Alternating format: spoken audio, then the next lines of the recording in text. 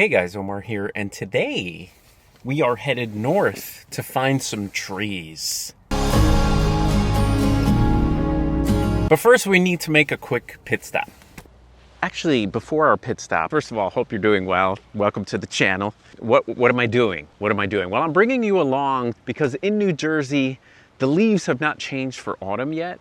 So I actually jumped in the car and I'm headed to the Adirondack Mountains in New York to try to capture the fall. Specifically with the Hasselblad X2D2, which I just recently showed in a video. I'm working with Hasselblad to create a couple of videos of using the camera, but Hasselblad doesn't shoot video, so I'll also have Nikon cameras. So we've got some atmospheric action going on here. Let's get to the pit stop first and then I'll explain what the plan is. Let's go.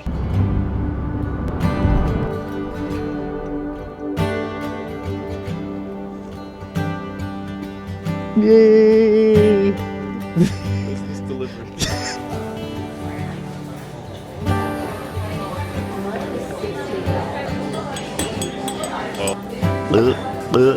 Okay, this is Minori's Diner in Troy. That's where we are. And America.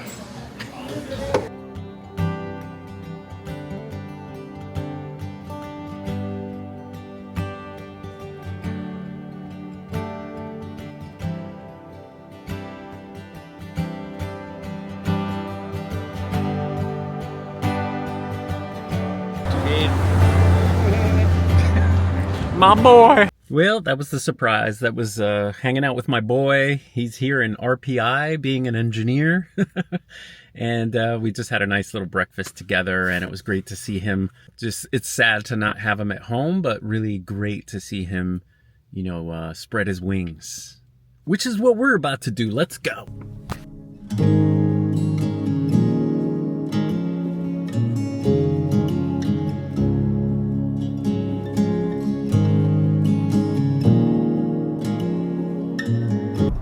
Backwards driving. Stewart Mountain. That's where we are. It's raining. But beautiful. Yeah, there's a little bit of color there, but it's apparently like a really quick climb to see a view. But since it's raining, I'm not sure if we're going to see anything. Hopefully we don't see any bears. So, yeah, the beginning is kind of ominous. Look at this.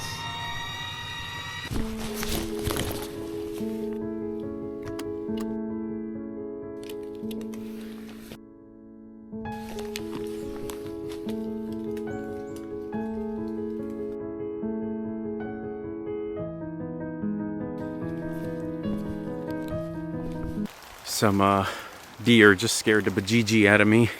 I heard a twig snap and I was like, luckily it was just a deer, not a bear.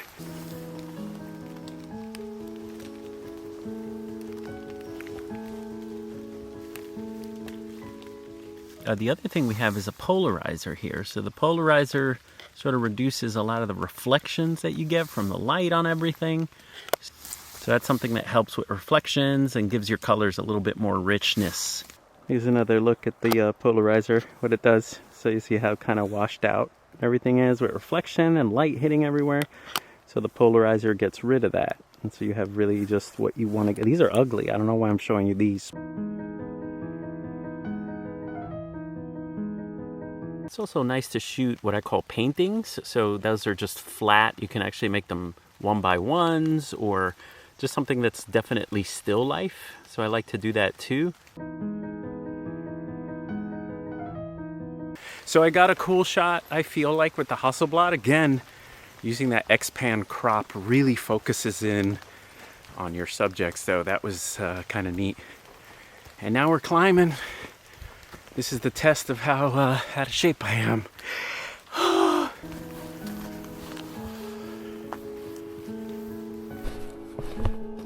Whoa. Holy moly. There's a little clearing. There's some cool trees beyond it. Why don't they just chop these trees down? Come on. Just kidding. And then over there's a little lake.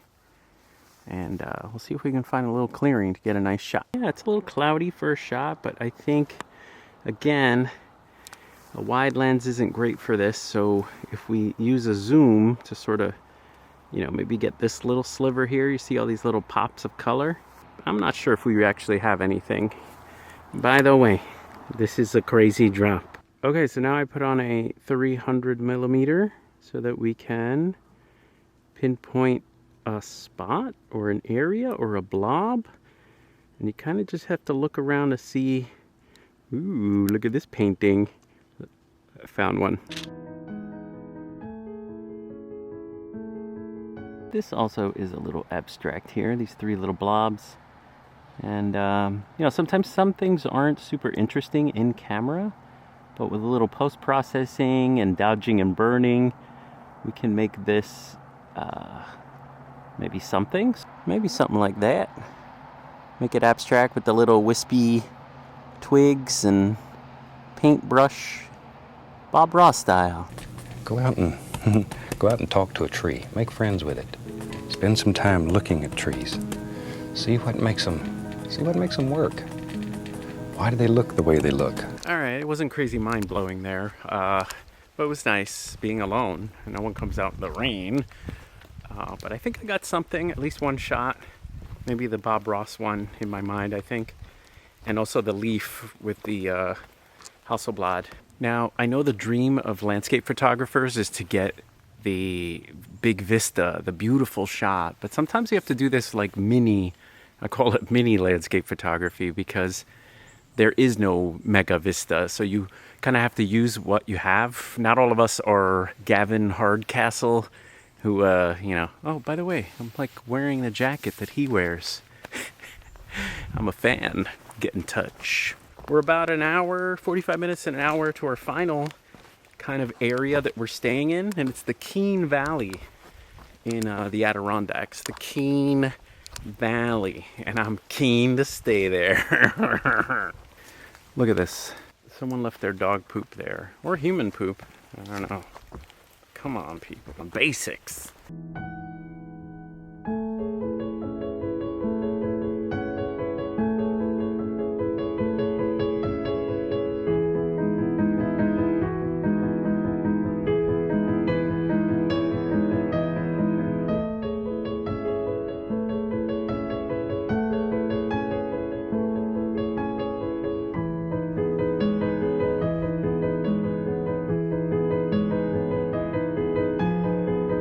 Guys, I just spent like 20 minutes photographing this road coming up right here, this curve. It doesn't look like anything on the GoPro, I'm sure, but with a long lens, this little curve with the trees in the background was fabulous. Look at this, guys. Look at this. Oh, such a great day of travel, so great seeing my son, and we're ending our day in this little nook here, and the sun kind of came out, and there was also like fog up there. Can you believe? I don't know if you can can you feel that at all? Maybe? It should be the thumbnail. Look at that fog. Beautiful. Look at the light. Oh my God.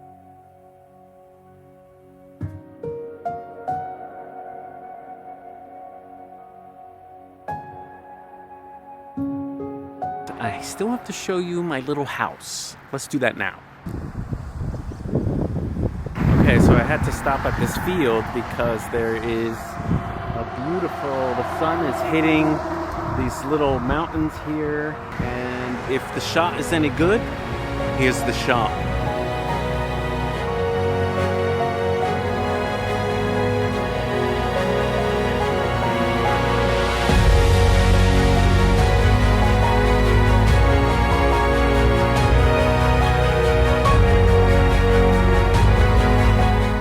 All right, so we are camping tonight, but somewhere special. Check this out, guys. Oh, you've heard of van life? How about Honda Fit life? Oh, you like?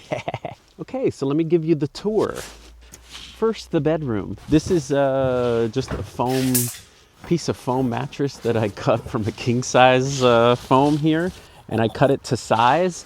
And the Honda Fit, I'm about 6'1". I just fit with the front seat pushed all the way forward. Look at this. This is part of the magic here too. I got these privacy dudes. They make them for all cars. You can block all your windows, except for the side two. Let me show you this magic. Look, there's other access to the bed.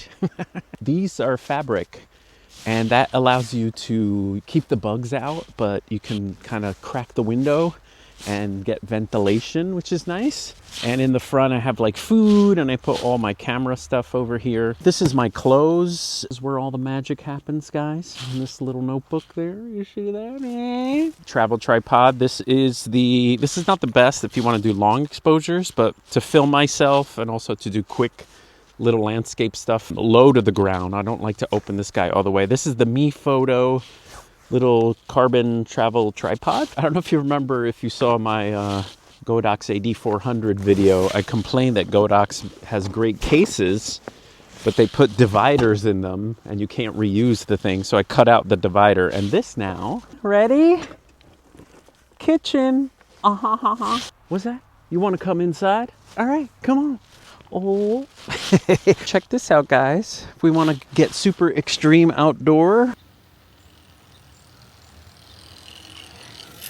this is my Brompton bike. Oh my gosh, this is the lacquer one. You could see the welds there. Look at that, how nice. But that's in case I want to go biking. We also have knickknacks. So this is like hard drives and battery chargers and cables. We got our Binoculars in case we want to see birds. Now over here we have our power station. This is an Anker power station. It's like a big battery. You can hang it, you can carry it. You also have, check it out, it's got a little camping light. Oh, that's cool. We have my toiletries, not sponsored by, but I always reuse cases. Reduce, reuse, recycle. All right, let me know if you think I should start a brand new channel called Honda Fit Life. Yeah. Oh, I don't fit.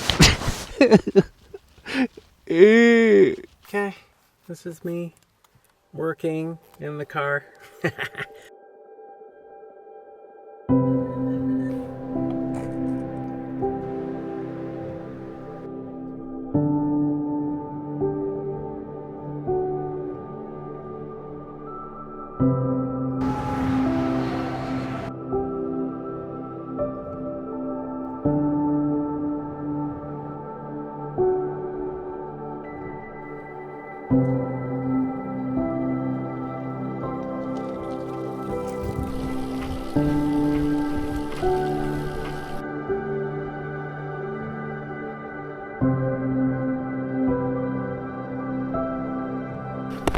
Oh, is this thing on? Oh my God, guys, the sun just came out and I'm like shooting like crazy before it goes. And I'm shooting tons of X-Pan with this house, trying different compositions. I'm gonna go through this field. Hopefully no one runs over my Brompton. Maybe something like this. Editing Omar here. I thought it'd be interesting to share that I tried to black and white this image and it turned to snow. So a little suggestion for you is there's a black and white mixer on in the color panel, and you can actually play with the quote colors that are behind the image and bring back some of the detail in the sky and also the grass. And it actually makes black and white photography really fun. So that's just a quick little hint as I'm editing this photo. Okay, back to me. I think I got some good stuff. We'll see for the Hasselblad video and for you guys. And I hope you're enjoying this video. I am enjoying my day. I think I'm gonna try to ride down this road a little bit because it looks kind of cool. Hello. Morning. How are you? Good, how are you? Good, good. Are the photos straight out of camera? Hey guys, someone asked me that in the comments. Are these images straight out of camera, or are you manipulating them somehow?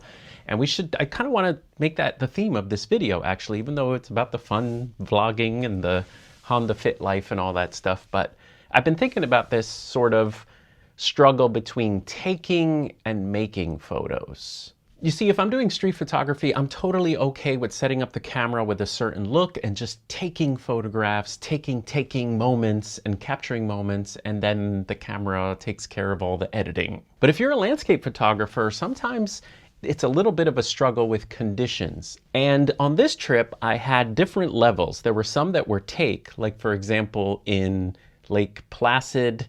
Those were just pretty much straight out of camera. Then there were others that just needed a little, my favorite thing is blacks. I love increasing the contrast and also the black levels. And that brings out a little bit more interest. It actually boosts the colors just from contrast. No adding saturation.